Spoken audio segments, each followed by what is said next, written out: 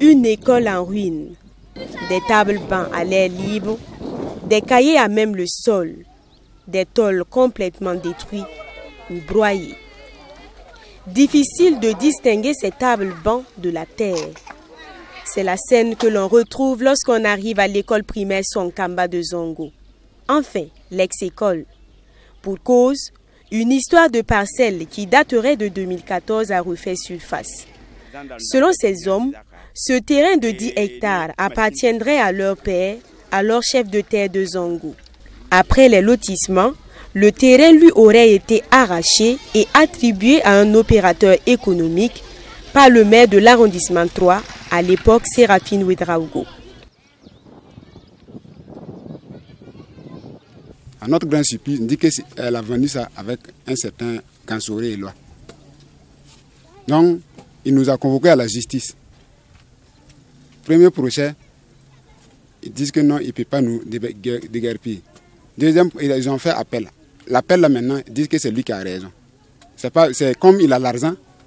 Sinon, le vieux, il est là depuis qu'il est né. Nos grands-parents étaient ici. Donc, ils sont venus lui faire la force pour prendre son terrain. Ce terrain a pourtant été viabilisé par cet homme, chef de terre de Zongo. Pour cause de maladie, ce septuagénaire a des difficultés pour s'exprimer. Les seuls mots qui sortent de sa bouche sont « je m'en remets » aux ancêtres. Ses enfants, en tout cas, disent être déterminés. Ils vont se battre jusqu'au bout pour avoir gain de cause. J'ai dit à l'escorte qu'ils ont fait pour venir faire ça là, on dirait c'est pas pour ça. Donc moi, même jusqu'à demain là, je préfère mourir dans ça. C'est qu'ils ont fait la force aux vieux. Ils ont enlevé son terrain, c'est à cause de l'école là qu'ils ont laissé ce terrain là. À la dernière minute, ils ont pris ça, vendre ça à un opérateur économique. Il dit qu'il est opérateur économique. Et puis la justice aussi, au lieu de juger normalement, on tranche à sa faveur parce qu'il a l'argent. C'est parce qu'il a l'argent. Sinon ça là, ils sont venus faire sortir les élèves là. Ils sont venus faire sortir les élèves là avant de terrasser l'école là.